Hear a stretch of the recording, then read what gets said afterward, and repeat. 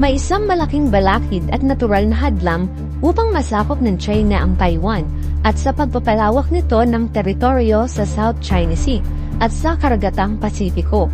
At ito ay walang iba kundi ang Pilipinas.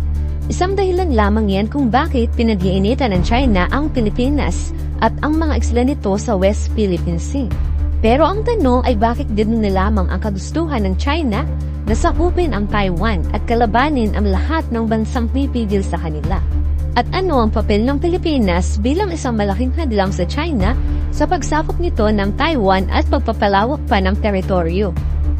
Ang Taiwan ay nagtatag na sariling republika noong 1949, ngunit hindi naman ito kinikilala ng Communist Party ng China. Para sa mga Chinese, ang Taiwan ay parte ng kanilang bansa at isang probinsya lamang ito ng China. Ngunit ang Taiwan ay kinikilala ang sarili bilang isang bansa na hindi pagmamay-ari ng China. May sarili silang demokrasya at kalayaan. Ang Taiwan ay isang maliit na bansa lamang at 8 beses na mas malaki kaysa dito ang Pilipinas. Pero ang bansang ito ay lubhang mahalaga para sa mundo. Taong 2023, ang Taiwan ay naging pinakamahalagang real estate sa buong mundo. Dahil ang Taiwan ay isa sa sentro ng ekonomiya ng buong mundo dahil ito ay namumuna bilang world's most advanced semiconductor industry. Ang Taiwan Semiconductor Manufacturing Company or TSMC na siyang may hawak ng mahigit sa 61.2% ng market share ng semiconductor industry sa buong mundo. Dito ginagawa ang mga maliliit na chips na ginagamit sa mga cellphones, laptops, computers, sensors and brake systems ng mga sasakyan at lahat ng mga electronic equipment, kaya ganun na lamang kalaki ang interes ng China na makontrol ito dahil ito ay sentro ng high technology supply chain ng mundo. Isa pang dahilan kung bakit ganun na lamang ang interes ng China ay dahil sa geopolitical position ng Taiwan. Ang Taiwan ay napapwesto sa sentro ng pinakaunang island chain na mula Japan hanggang Indonesia. Ang mga islam ito ay natural na hadlang para sa China sa kanilang pagpapalawak ng teritoryo sa Pacific at Indian Ocean. Kapag naibalik ang Taiwan sa pamamahala ng China, ay magagamit nila ang mga kalupaan at mga ports upang mabypass ang mga choke points na natural na pumipigil sa pagpapalawak ng China.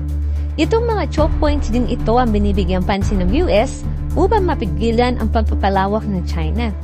Dahil sa mga dahilang ito, kaya ganun na lamang ang kagustuhan ng China dictator na si Xi Jinping na may balik sa pagmamay-ari ng China ang Taiwan.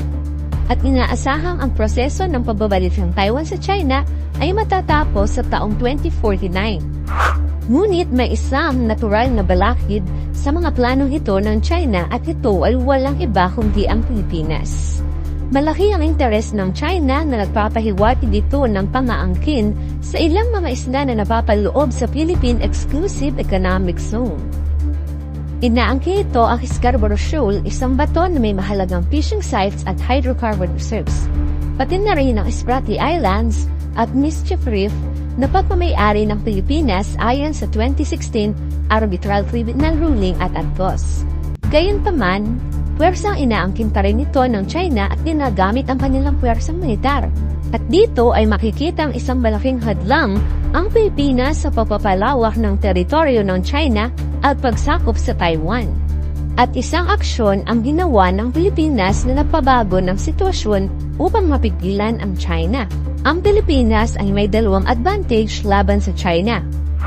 Una ay ang alliance ng Pilipinas sa United States kung saan pinalawak pa ang relasyon ng dalawang bansa.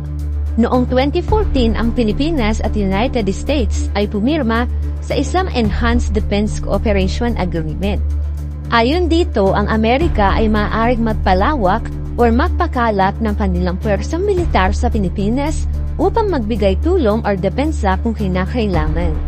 Noong 2016 ay kinilala ang mga base militar ng Amerika at ito ay ang mga sumusunod: Fort Magsaysay sa Nueva Ecija, Basa Air Base sa Pampanga, Benito Abuen Air Base sa Cebu, Antonio Bautista Air Base sa Palawan at Lumbia Airport sa Cagayan de Oro. Ngunit dahil sa patuloy pa rin na panggipit ng China upang amkinin ang mga islang pagmamayari ng Pilipinas, noong April 2023 ay mas lalo pang pinagtibay ang EDCA, or Enhanced Defense Cooperation Agreement, at muling magdadagdag ng panibagong base para sa Amerika. At ang mga lugar na ito ang napili: Camilo Osha sa Cagayan, Camp Melchor de la Cruz sa Isabela, Balabac Island sa Palawan at Lalo Airport sa Cagayan. Sinadya din na 3 sa mga bagong base na ito ay nasa Northern Luzon upang mas malapit sa Taiwan, na may layong 160 miles or 257 kilometers lamang mula dito, at mas mapapabilis ang pagbigay suporta kung kinakailangan. Pati na rin ang pinakadulong isla ng Pilipinas, ang Mobius, na mas malapit pa na nasa 118 miles or 189 kilometers lamang ang layo sa Taiwan. Malawang advantage ng Pilipinas ay ang geopolitical position nito. Dahil ang Pilipinas ay isa sa mga natural na choke points laban sa China dahil sa karagatang nakapaligid sa Pilipinas. Dumadaan ang mga mahalagang shipping lines na nagsusupply sa China. Sa oras ng digmaan, ang Pilipinas at mga kaalyadong bansa nito tulad ng Amerika at Japan ay maaring pigilan ang mga shipping supplies papunta sa China, na isang malaking balakid at consequence para sa China, na nakaasang malaking porsyento ng mga supply ng pagkain sa mga imported goods na galing sa ibang mga bansa. Kasama na rin dito ang mga enerhiyang ini-import nila sa ibang bansa, kung kaya mahihirapan ng China na kumilos at lumaban dahil sa mga kakulangan ito pag nagkaroon ng digmaan. Ang Pilipinas din ang magsisilbing pangunahing depensa ng Amerika at iba pang mga bansa para makontra ang pagpapalawak ng teritoryo at paghari-arian ng China sa South China Sea. Gayunpaman, patuloy pa rin ang panggigipit ng China sa Pilipinas sa pangangkin ng mga isla sa West Philippine Sea.